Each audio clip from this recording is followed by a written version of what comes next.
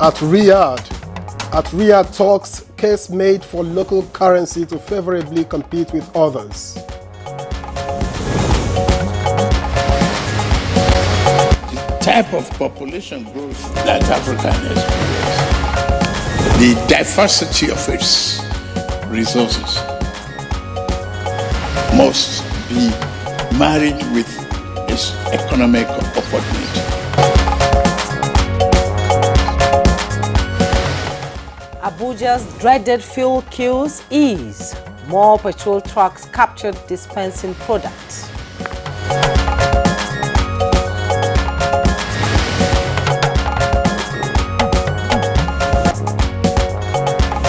End of the road as two notorious drug lords get life in prison after Abuja court's verdict.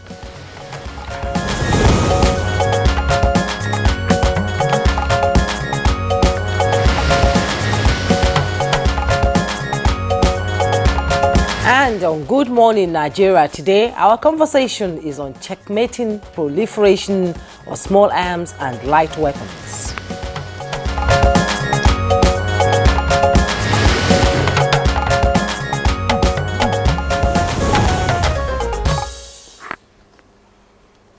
Well, let's begin on this note. Let me ask Jumai if you've observed that these days when you turn on your TV, one of the main items you are likely to see is a parade of suspects with illegal arms.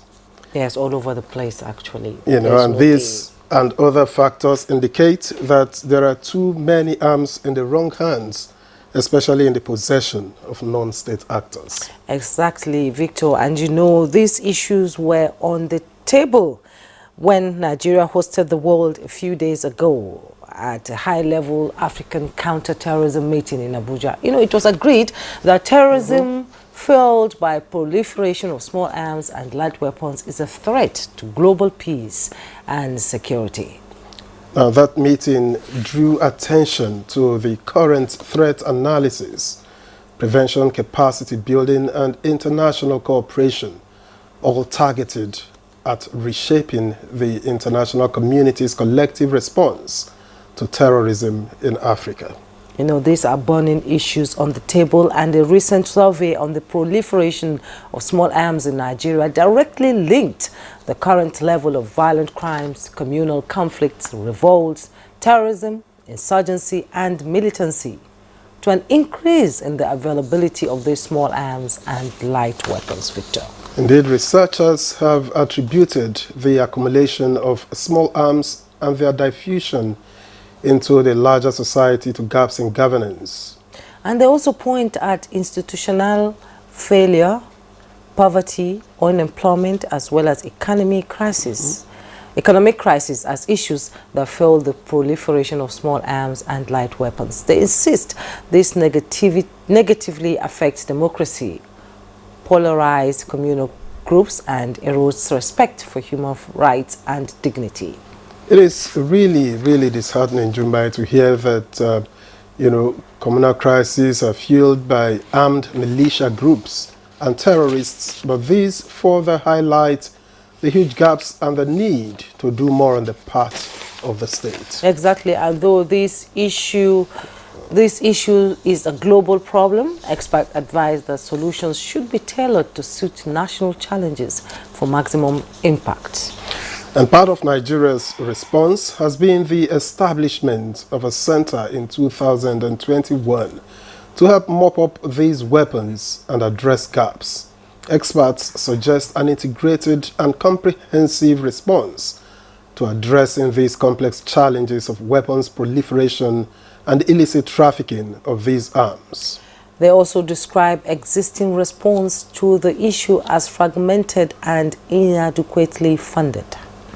They suggest effective and adequate controls of legal arms possession and transfers among civilians, state and security forces with better programs to disarm ex-combatants, remove unlicensed arms from civilians, and destroy or safely dispose of surplus stocks of arms or confiscated illicit weapons. Now, a cross-section of Nigerians also believe that proliferation of arms in the country will be addressed if structural conditions that lead to poverty and insecurity are tackled head-on. These issues inform our focus on Good Morning Nigeria today. You're welcome to the program, the first for the week.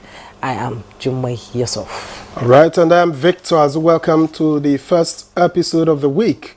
We're live on the network service of the NTA. From our studios here in Abuja, newspaper review will get to you shortly. But first, let's join highlights of the morning news with Olajide Set. Good morning, Olajide Bello. Good morning, Victor. Good morning, Jimai. Good morning, Nigeria, and here is the news. President Bola Tinubu says his administration is investing in technology that is tailored towards ensuring transparency and accountability in government and accelerating public sector performance and service delivery to the Nigerian people. Speaking during a meeting with Microsoft founder and philanthropist Bill Gates on the sidelines of the World Economic Forum special meeting in Riyadh, Saudi Arabia, President Tinubu said technology is a potent weapon against corruption and financial impropriety in public service, emphasizing his unwavering commitment to deliver reliable technology that will support a national consumer credit system and many other critical new government interventions for all Nigerians. The president said resistance is often expected when efforts are made to strengthen systems and forestall malfeasance. Gates informed the president of a one identity technological platform that can integrate variegated data, while explaining the centrality of data harmonization to planning, security, and tax efficiency. President Bola Ahmed Tinubu has advocated the need for local currency to be allowed to find its level and compete with the rest of the world currencies. President Tinubu said this during a speech at the World Economic Forum in Riyadh on Sunday. The president justified the removal of fuel subsidy, maintaining that it was needed to reset the nation's economy. Malaysian Prime Minister Anwar Ibrahim criticized Western countries for what he claimed to be a complete abdication of responsibility regarding the issue of Gaza. Highly ready for technology, good education, committed to growth. We were able to manage that and partition the economic drawback and the fallout of the subsidy removal. The capital formation that is necessary to drive the economy, like agriculture, food security,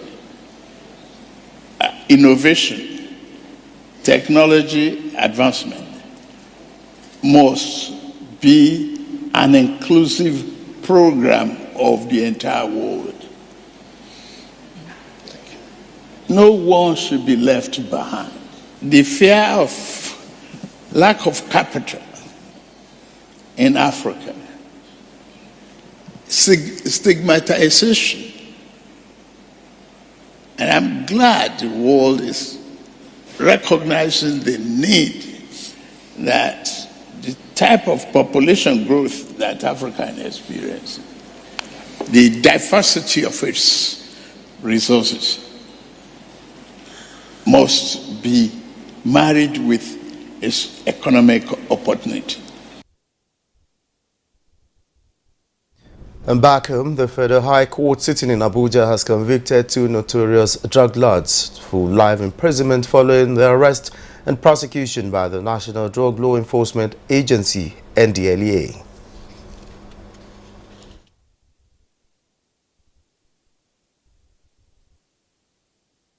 The fuel situation facing motorists in Abuja seems to be easing up, with more petrol trucks captured during the various petrol stations in the metropolis. Most petrol stations are no longer visibly overwhelmed with queues. Petrol trucks were seen either driving in or loaded with products waiting to offload. Motorists, however, have different opinions and perspectives to the whole situation. While some say the situation is better, others believe not much is changed, alleging that it is simply because it's a weekend. And that's the news for now. Good morning, Nigeria. Continue shortly with Jumai and Victor after this break.